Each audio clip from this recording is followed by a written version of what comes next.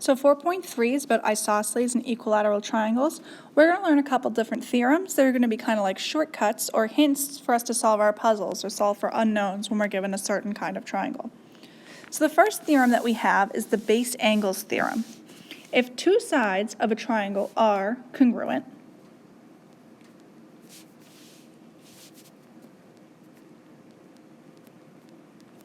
then the angles opposite them are congruent. So what does this mean? This means that if we have these two sides that are the same, so let's say this is 3 and 3, that means that this, if this were 60, that means that this one's also 60. See, this is what they mean by a cross. So if the two sides are congruent, then those two base angles, if you imagine like if this isosceles triangle, since this is the base, these are the two base angles, they are also congruent. Make sure you don't confuse that with this angle, because this angle is not across from either of the sides that are congruent. It's across from this one. So they specify that the angles across from the sides that are congruent, those angles are congruent. Now the converse just means the flip of a theorem. So we're just going to flip this original theorem. And now we say if two angles of a triangle are congruent, then the sides opposite them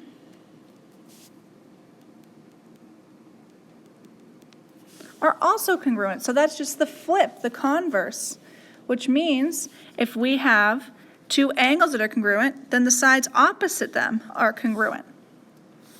So if this was 40 and 40, that means that the two sides across from them are also congruent. All right, equilateral theorem.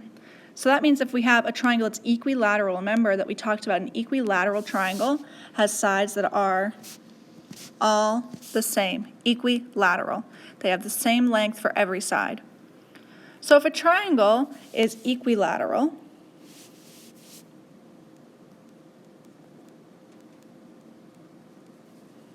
which means all the same side lengths, then it is also equiangular.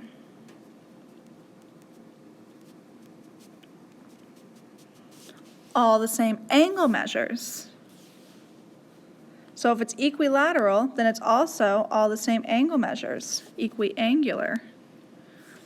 So A, B, and C would all be the same, angle A, angle B, angle C would all be the same angle measure, since AB is congruent to AC is congruent to BC.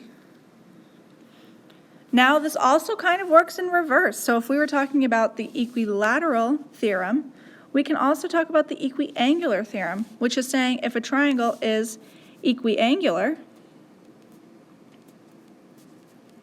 meaning it has all the same angle measures, then it is equilateral. So if this is like 60, 60, 60, and we have 3 for one side length, that means that we can say that the other side lengths are also 3. So every equilateral triangle is equiangular, and every equiangular triangle is equilateral.